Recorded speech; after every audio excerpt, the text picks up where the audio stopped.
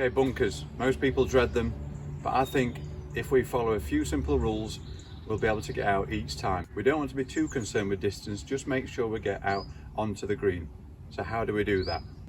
So to get the ball out of the bunker consistently, we need to make sure we are engaging the bounce on the golf club, and the bounce is the rounded part to the bottom of the golf club. I tend to use my 58 out of bunkers. You can use a 54, whatever you feel most comfortable, but each of these wedges will have some sort of bounce on it. At the bottom of my club, it's got a 58-degree loft with a number 10 as well. That's a 10-degree bounce. That's perfect for bunkers. So what we need to do is we need to engage this bounce, and the way we engage the bounce more than just the 10 degrees to give us a little bit of forgiveness is we open the club face. And it's key to make sure we open the club face first and then grip the club. We don't grip the club and then open the club face, because all that will happen then is the club will return back to neutral and we've lost that extra bounce that we've gained. So here we're going to open the club face and then grip the club. Now for this standard bunker shot, I'm not going to say we need to open it up a lot so that you can rest some water on the glass, as some people have said in the past. All we need to do is just make sure we open the club face a fraction to whatever you feel comfortable. So once we've got that club face open, what we need to do now is we need to adjust our feet aim. Should they be square? Should they be open? Now I've always been an open stance bunker player. You open the club face by a certain amount, so therefore you need to compensate by opening your stance by a certain amount. If you open the club face by a certain amount and then swung straight towards the target, the club face is pointing right at the target because it's open, the ball's going to go to the right of the target. So it makes sense to aim left of the target. So when you're practicing in the bunkers and we've got these different club face alignments and stance alignments, it's great to just draw some lines. So I'm going to draw a few lines here just to show. So the first alignment from my ball is going towards my target. Second line is where my club face is going to aim.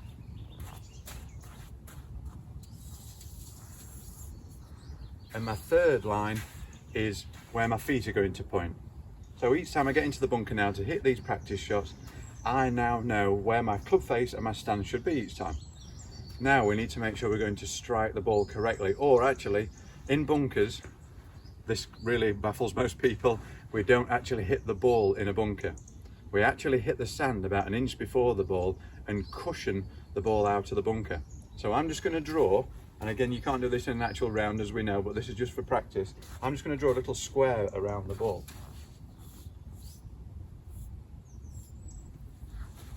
Now my objective now is just to splash that square out of the bunker. So when playing these bunker shots, we need some commitment to the shot, because if we slow down into bunkers, then we're just going to plop the ball just in front of us. So we need to have an accelerating swing. So ideally we pick the same length of swing for each bunker shot, and I'm just going to swing halfway back, halfway through, with a full commitment to hitting that square out of the sand. And let's see where the ball goes.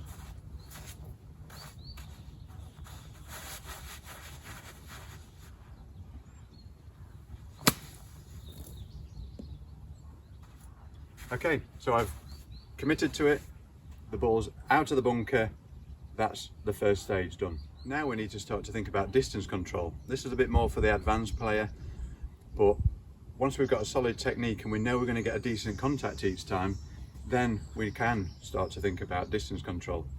So distance control, I believe, starts from, if we know how far your standard bunker shot goes, then we can start to judge every other shot from there. So for example, my standard bunker shot is chest high, through to chest high, with a good accelerated swing. I know if I hit that bunker shot, it will go a particular distance. So I'm just going to hit 3 balls here. I did one previously, and I'm just going to count and pace out how far these bunker shots go.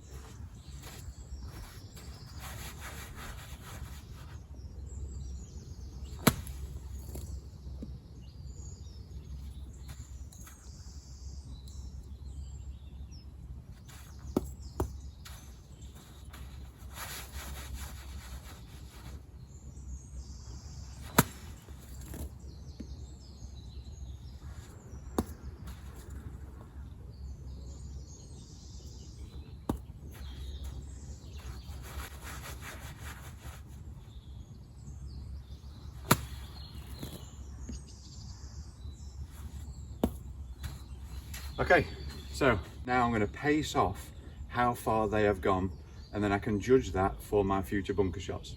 Okay, so we've just hit my bunker shots from there. So now this is where the bunker shots went to. Reasonably flat bunker shot, as you can see. So I'm now going to pace them out. One,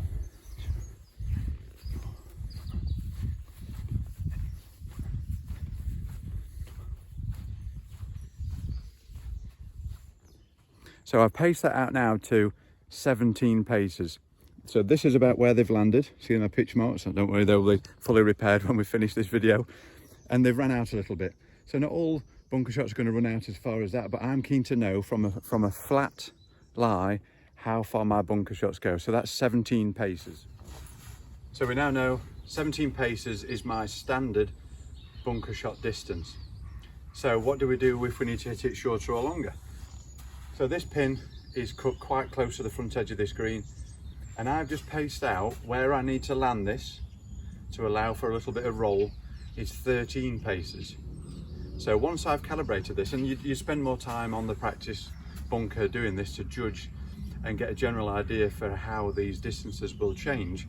But all I'm going to do, if for example for my standard bunker shot I open the club face by what looks like here about 15-20 degrees, then for a shorter bunker shot all I'm going to do is open it by 30-35 degrees, and I'm going to compensate for that by opening my stance more, but I'm going to keep the length of swing exactly the same. So by opening this club face more, I'm adding more loft, I can commit to the same length of swing, and the ball should come out just a bit shorter. But again, remember the key is open the club face first and then grip it. We don't want to grip it and then open the club face.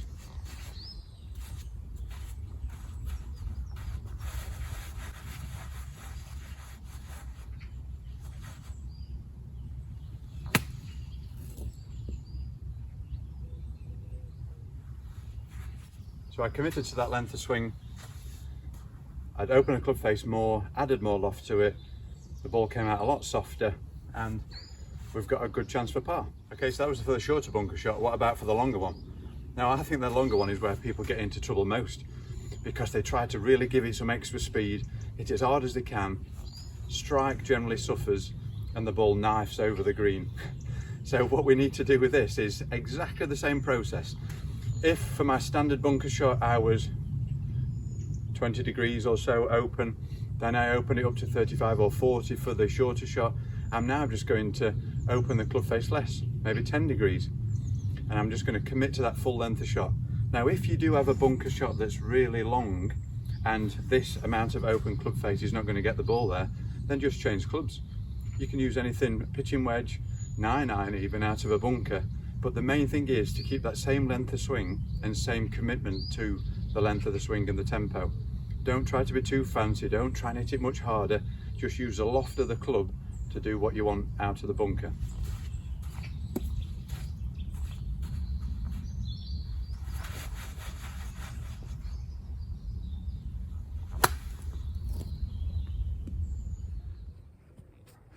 Okay, just for everybody out there who may be thinking, he's practicing on the course, he's hitting lots of shots onto this green, but I've repaired every single pitch mark and probably about 5 or 10 others actually, because it's amazing how many pitch marks we get on the greens. And I must admit, when the sun's in this position early in the morning, it shows them up so much more. So I've just spent the last 10-15 minutes after I've finished filming this video repairing pitch marks. So at the end of this video there's a message from, I suppose, just about every member, that if you're coming onto the course to play, please repair your pitch marks, because it makes such a big difference to the look of our greens, and I think you'll all agree our greens are some of the best around and we want to keep them that way. So thank you for that, and I'll see you soon.